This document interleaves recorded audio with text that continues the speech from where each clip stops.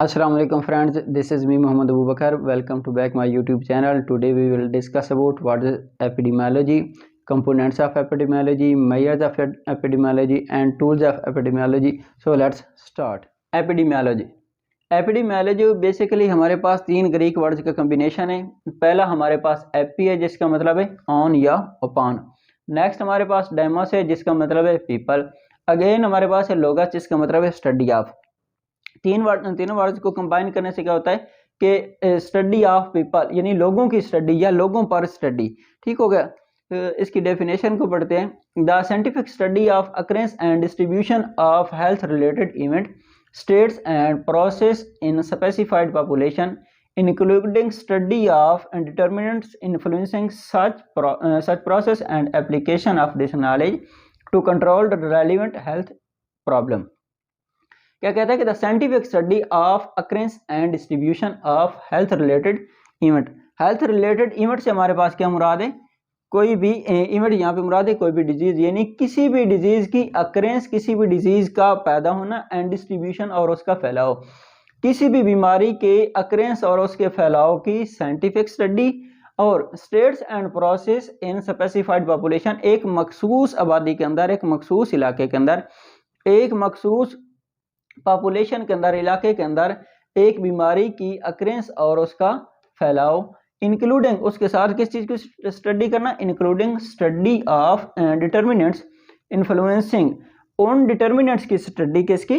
उन डिटर्मिनेंट्स की, उन फैक्टर्स की स्टडी जो क्या कर रहे हैं, इन्फ्लुएंसिंग सच प्रोसेस, यानी उन फैक्टर्स को स्टडी करना जो कि इस प्रोसेस को इन्फ्लुएंस कर रहे हैं या इसका काज बन रहे हैं, and application of this knowledge, और इस नॉलेज को अप्लाई करना to control relevant health problem.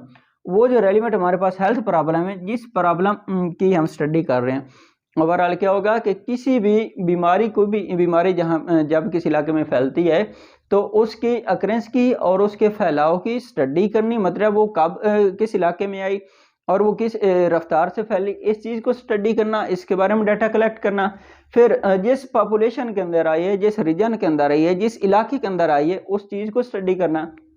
उसके साथ साथ जो फैक्टर या जो डिटर्मिनेंट्स इस चीज़ को इन्फ्लुएंस कर रहे हैं उनको स्टडी करना, और जो सारी स्टडी की है, जो सारे हमने डाटा कलेक्ट किया, इसको क्या करना, application of this knowledge to the control relevant health problem, जो वो हेल्थ प्रॉब्लम है उसके ऊपर इस नॉलेज को क्या कर देना, अप्लाई कर देना। बेसिकली ये हमारे पास एपिडेमियोलॉजी है।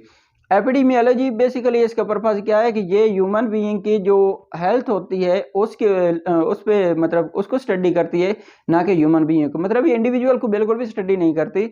जो इंडिविजुअल की हेल्थ होती है या उसकी डिजीजेज होती है उनको स्टडी करती है।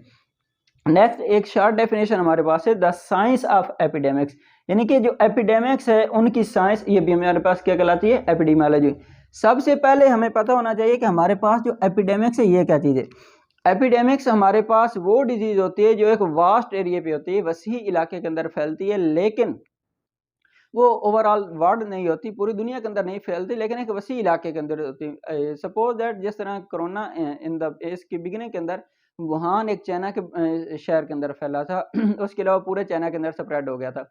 तो अब चाइना एक वसी एरिया है, उसके अंदर फैल गया था, लेकिन ओवरऑल वर्ल्ड के अंदर नहीं फैला था। तो वो बीमारी जो एक मखसूस इलाके के अंदर, मखसूस वसी इलाके के अंदर फैले, वो एपिडेमिक्स होती है। हाँ, जब यही एपिडेमिक्स जो है ओवरऑल वर्ल्ड फैल जाती है, पूरी दुनिया के अंदर फैल जाती है, तो फिर यही एपिडेमिक्स को हम क्या कहते हैं, पेंडेमिक्स कहते हैं। और इससे जो एपिडेमियोलॉजिस्ट थे पहले वो सिर्फ और सिर्फ क्या करते थे कि डिजीजेस को स्टडी करते थे, किसको स्टडी करते थे, डिजीजेस को स्टडी करते थे। लेकिन बाद के अंदर सबसे पहले वो एपिडेमिक्स जो डिजीजेस होती थी उनको स्टडी करते थे, लेकिन बाद के अंदर इसके साथ उन्होंने जो क्रोनिक डिजीजेज हो गई, जिस तरह कैंसर है, हार्ट अटैक है, इन चीज़ों को भी स्टडी करना स्टार्ट कर दिया। और इसके साथ साथ एपिडेमियोलॉजिस्ट जो थे उन्होंने बाकी इसके अलावा जो अल्कोहलिज्म है, जो ड्रग एडिक्शन है, इस चीज़ को भी स्टडी किया। अलॉन्ग दैट उन्होंने जो रोड एक्सीडेंट्स होते हैं या इंजरीज हो जाती हैं, इन सारी चीज़ों को, ये सारी जो डिजीज़ेज हैं या जो प्रॉब्लम्स आते हैं, हेल्थ प्रॉब्लम, इन सारों को जो एपिडेमियोलॉजिस्ट है उन्होंने एपिडेमियोलॉजी के अंदर स्टडी करना स्टार्ट कर दिया। नेक्स्ट हमारे पास है कंपोनेंट्स ऑफ एपिडेमियोलॉजी। जो एपिडेमियोलॉजी है इसके कंपोनेंट्स क्या हैं, तो इसके बड़ा आसान सा फार्मूला है 3Ds फार्मूला। मतलब इसके कंपोनेंट्स के अंदर 3D आते हैं। पहला हमारे पास डिजीज फ्रीक्वेंसी, जो बीमारी है उसकी शिद्दत क्या है, उसकी रफ्तार क्या है, किस रफ्तार के साथ वो फैल रही है, किस स्पीड के साथ फैल रही है, ये उसकी फ्रीक्वेंसी होगी। मिसाल के तौर पे जिस तरह कोविड-19 चाइना के एक सिटी वुहान के अंदर स्टार्ट हुई थी, तो वो वुहान में कितने दिन रही, वुहान के अलावा बाकी शहरों को उसने कितने दिनों में इफेक्ट किया, पूरे चाइना के अंदर कितने दिनों में फैली, या इसके अलावा पूरी दुनिया के अंदर बाकी ममालिक के अंदर वो कैसे फैली और कितनी स्पीड में फैली। तो इस फ्रीक्वेंसी के अंदर हम उसकी जो एक स्पीड होती है उसको डिस्कस करते हैं। नेक्स्ट हमारे पास डिस्ट्रीब्यूशन ऑफ डिजीज, डिजीज का जो फैलाव है, ठीक हो गया, मतलब वो फैली कैसे, उसकी वो फैली कैसे, बाकी इलाके उसने कैसे कवर किए, उसके किस जरिए से किया। तो डिस्ट्रीब्यूशन के अंदर हम देखते हैं कि टाइम, कितने टाइम के अंदर वो बीमारी फैली, ठीक हो गया। नेक्स्ट हम देखते हैं कि प्लेस, उसकी ओरिजिन प्लेस क्या थी जहां से वो शुरू हुई और किस किस जगह तक वो फैली। नेक्स्ट हम देखते हैं पर्सन, किन लोगों के जरिए से वो बीमारी फैली। सपोज दैट कोविड जो है जिस तरह पाकिस्तान के अंदर ज़ायरीन के ज़रिए से आई थी, वो लोग जो बाहर ज़ियारतों पे गए हुए थे, तो उनके जब वो पाकिस्तान वापस आए तो उनके ज़रिए से कोविड जो है पाकिस्तान के अंदर आई। तो वो पर्सन जो कि ज़ियारतों पे गए हुए थे, ज़ायरीन थे, तो उनके ज़रिए से कोविड पाकिस्तान के अंदर आया। और एंड पे हमारे पास डिटर्मिनेंट्स ऑफ डिजीज़, यानी इस डिजीज़ के डिटर्मिनेंट्स क्या हैं, इसके बिहाइंड काजेज क्या थी, इसके बिहाइंड फैक्टर्स क्या थे जो कि कोविड का tools of epidemiology and measures of epidemiology को अगली वीडियो में डिस्कस करते हैं। तब तक के लिए अल्लाह हाफिज़।